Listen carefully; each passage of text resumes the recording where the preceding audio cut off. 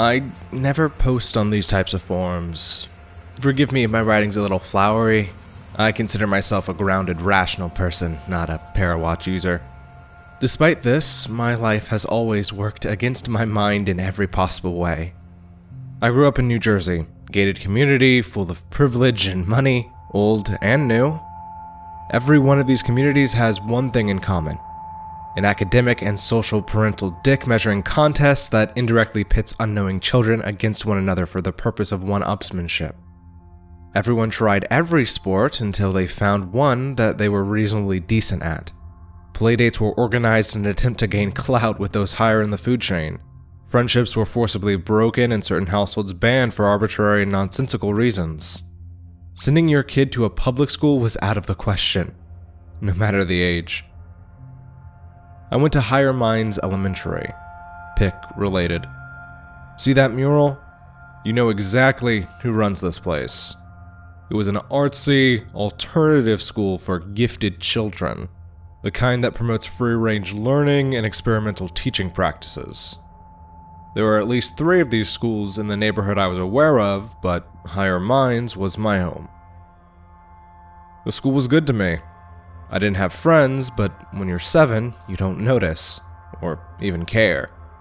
I played alone, read at a 6th grade level, and otherwise found ways to occupy myself. I was too young to notice the signs of divorce tearing my parents away from each other, or understand why teachers called home concerned about why I didn't interact with other children. For the most part, my childhood was happy. Then I got to 3rd grade. First week of school, our entire class of around 40 kids had to take a standardized test. 2 suited men came in, handed our teacher a briefcase, and passed out a packet of worksheets. I'd never seen these men before, and the stiff demeanor they carried themselves with unnerved me so much I was afraid to make eye contact. The test itself was even worse. The questions were borderline nonsensical. 4 similar circles asking to find the square, pictogram of a man lying on the road implied to be hit by a car, the question asking if he'd be able to get up again, a string of random numbers with a blank box beneath for us to write which ones stood out to us. A lot of strange pictures paired with Rorschach-like interpretive questions. It took around 2 hours to finish, snack break included. The suited men left, and I quickly forgot about the test. I think this is when I start having the bird dreams. I say think because things get hazy at this point. Anyways, I used to dream about a bird. Nothing strange about it, just an ordinary pigeon that would do ordinary pigeon things.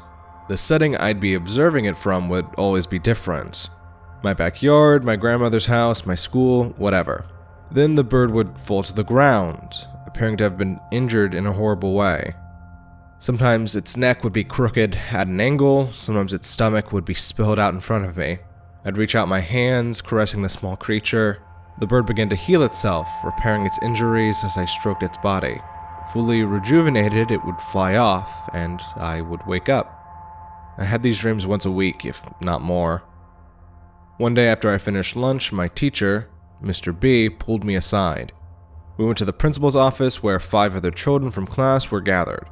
It was explained to us that our scores on the standardized test were exceptional, and we would be entered into an advanced placement program called TAG, stood for Talented and Gifted. Higher Minds was already a gifted school. What was the point of an even further accelerated track? We were given a waiver to bring home and went about our day. The tag classes were intimate, to say the least. With only 6 kids, we were given far more freedom than the average class.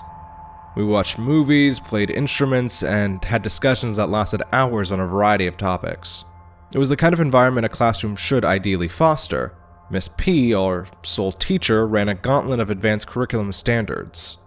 Classic literature, world history, higher level math, but the way they were handled was different. At the beginning of the day, we would sit in a circle, hold hands, and close our eyes. We were told to recollect our dreams from the previous night the best we could, and tell them to the group. When talking about the morality of Shakespeare's Hamlet, we were taught that Hamlet's tendency to take matters into his own hands through less than scrupulous means was a positive trait. We spent time learning about the conquerors, men with the great attached to their name.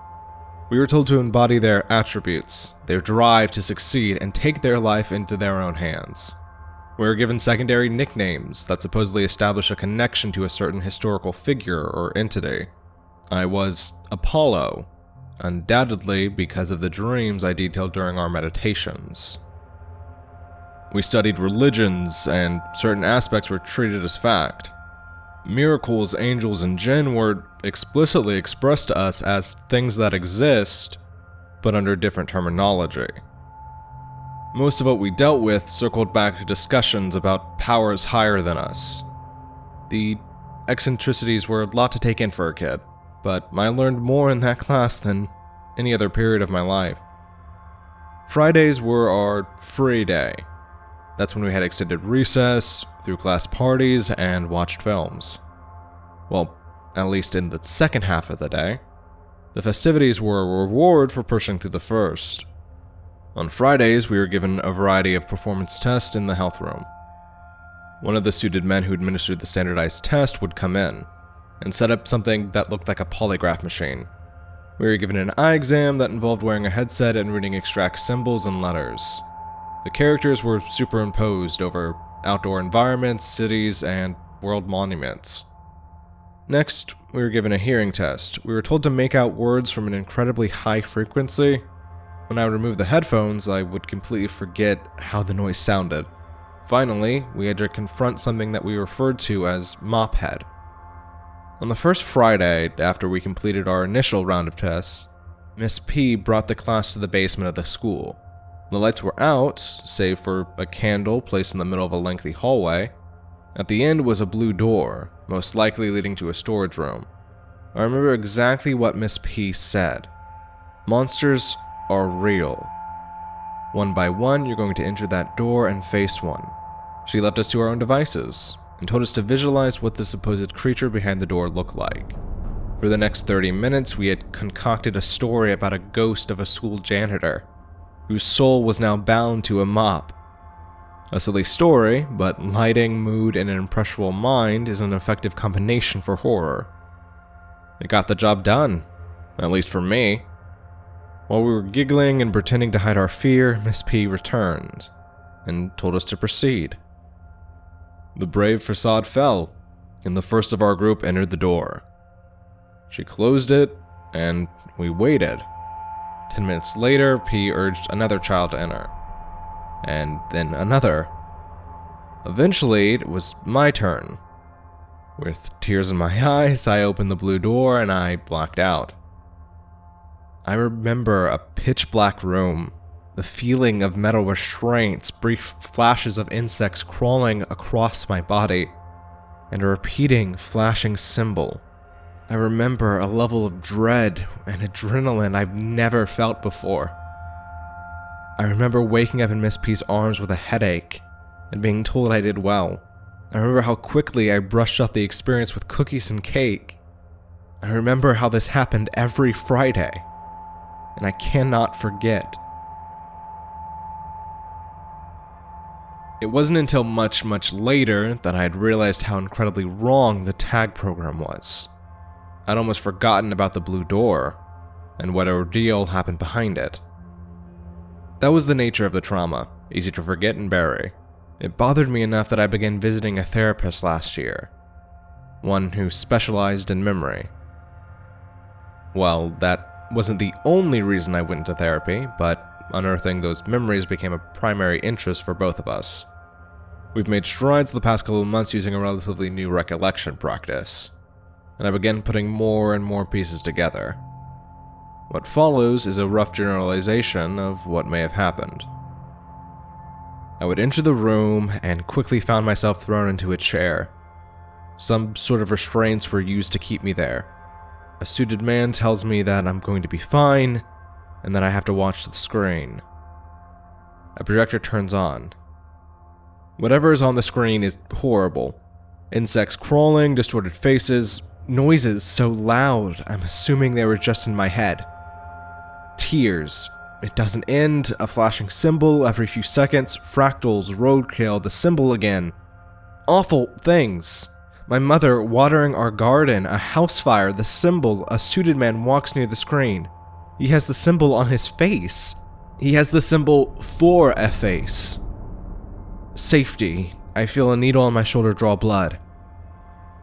I feel calm. The symbol alleviates the fear. Someone reads a number. I'm released. I end up in the classroom. Nothing is wrong. I can't remember the symbol. I know it, but I can't remember it. I remember the day it stopped, too. Monday, May 10th, 2004. The day my parents died. I was playing in the garden after school, like usual, setting up a battleground for my Lego, when I noticed someone watching me from across the fence. Being a beach town, it looked like a normal tourist, but I was freaked out. I ran into my house and quickly told my parents. Of course, when we went to check, no one was there besides beachgoers in the distance, and I couldn't identify any of them as being the man I saw. Around 5 o'clock, my grandparents came over. My parents were going out to a dinner that night, and they had to watch me. I spent the rest of the night in my room with the blinds closed, positioned in a corner, where I could see everything in the room from one spot. Around 11, my grandparents told me to come with them to the hospital. Drunk driver, mom was dead, dad was in critical. He wouldn't make it through the night. I don't know why they brought me.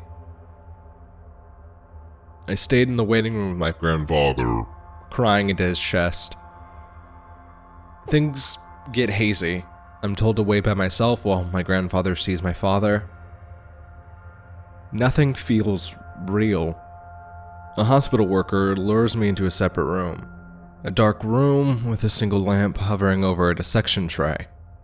A rotting, fetid bird corpse lays motionless on the table.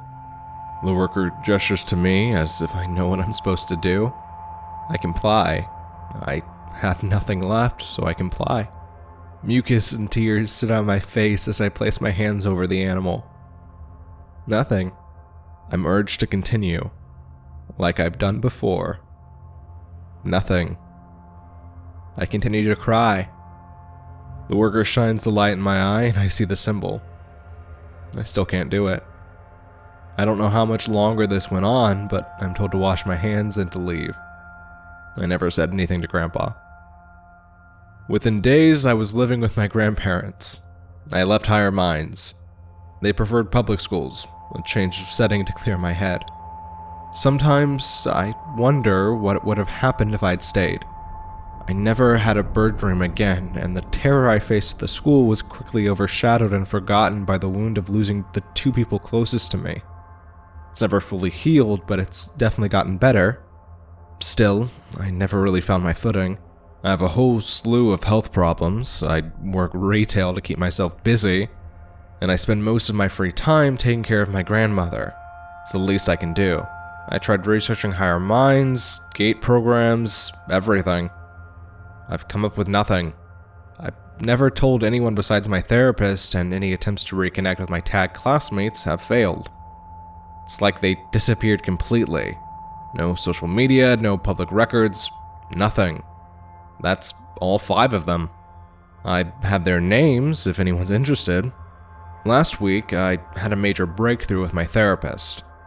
Honestly, it's the entire reason I decided to come forward and post this.